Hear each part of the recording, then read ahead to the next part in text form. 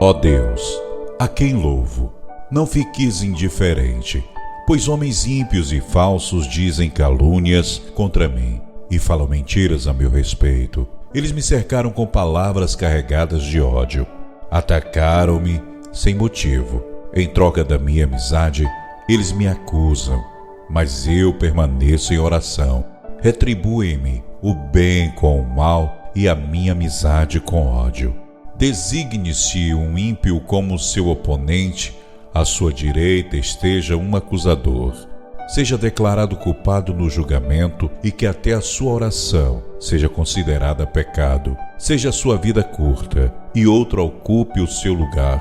Fiquem órfãos os seus filhos e a sua esposa viúva. Vivam seus filhos vagando como mendigos e saiam rebuscando pão longe de suas casas em ruínas. Que um credor se aposse de todos os seus bens e estranhos saqueiem o fruto do seu trabalho. Que ninguém o trate com bondade nem tenha misericórdia dos seus filhos órfãos. Sejam exterminados os seus descendentes e desapareçam os seus nomes na geração seguinte. Que o Senhor se lembre da iniquidade dos seus antepassados e não se apague o pecado de sua mãe.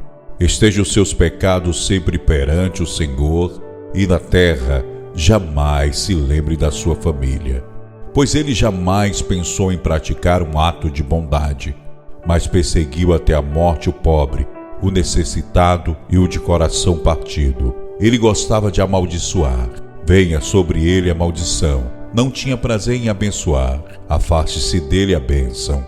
Ele vestia a maldição como uma roupa, entre ela em seu corpo, como água em seus ossos, como óleo. Envolva-o com um manto e aperte-o sempre com um cinto. Assim retribua o Senhor aos meus acusadores, aos que me caluniam. Mas tu, soberano Senhor, intervém em meu favor, por causa do teu nome. Livra-me, pois é sublime o teu amor leal. Sou pobre e necessitado, e no íntimo o meu coração está abatido. Vou definhando como a sombra vespertina, para longe sou lançado como um gafanhoto. De tanto jejuar, os meus joelhos fraquejam e o meu corpo definha de magreza. Sou motivo de zombaria para os meus acusadores. Logo que me veem, meneiam a cabeça. Socorro, Senhor, meu Deus, salva-me pelo teu amor leal. Que eles reconheçam que foi a tua mão, que foste tu, Senhor, que o fizeste. Eles podem amaldiçoar, tu, porém, me abençoas. Quando atacarem, serão humilhados, mas o teu servo se alegrará. Sejam os meus acusadores vestidos de desonra, que a vergonha os cubra como um manto. Em voz alta darei muitas graças ao Senhor, no meio da assembleia eu o louvarei. Pois ele se põe ao lado do pobre para salvá-los daqueles que o condenam. Salmo de número 109.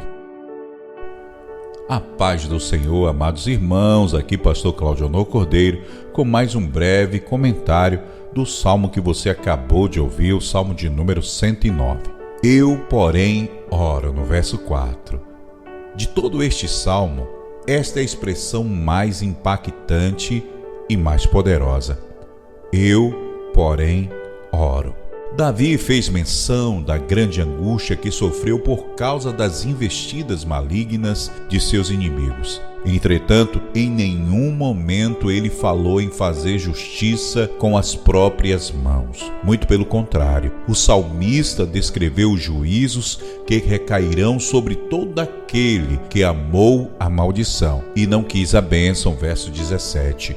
Ó Deus do meu louvor, não te cales, no verso 1. Esse não foi um protesto contra o silêncio de Deus, em si um clamor de um filho cujo coração confiava apenas na ação divina. No livro dos Salmos encontramos muitas profecias. O verso 8 não se referia apenas aos adversários de Davi, mas uma referência profética a Judas, que trocou a bênção pela maldição. Os seus dias sejam poucos e retome outro seu encargo. Essas palavras são repetidas em Atos, capítulo 1, versículo 20, quando os discípulos se unem com o propósito de eleger o 12º apóstolo para ocupar o lugar do traidor. Também no verso 25 encontramos outra profecia, esta cumprida na vida de nosso Salvador. Tornei-me para eles objeto de opróbrio, quando me veem, meneiam a cabeça. Enquanto Cristo padecia na cruz do Calvário, os que iam passando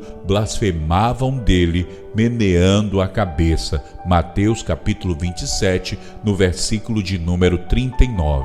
Diante disso, amados irmãos, percebemos que neste mundo sempre existiram e sempre existirão apenas duas classes de pessoas: os que escolhem o caminho da bênção e os que escolhem o caminho da maldição, os perseguidores e os perseguidos, o joio e o trigo. Não há uma terceira opção. Então, só temos duas alternativas, duas escolhas a fazer: ou seguimos a Deus e a sua palavra, ou seguimos o caminho das multidões. Atentem bem para isso, amados. Cuidado com as multidões. Lembrem-se de Noé, de Elias, de João Batista, de Daniel e seus amigos, dos próprios discípulos, em que todos eles, apesar de sua minoria, andaram na contramão de sua época e foram vitoriosos pela ação de Deus. Que Deus abençoe a sua vida. Compartilhe esse salmo e se inscreva no nosso canal. Que Deus te abençoe e te livre de todos os acusadores.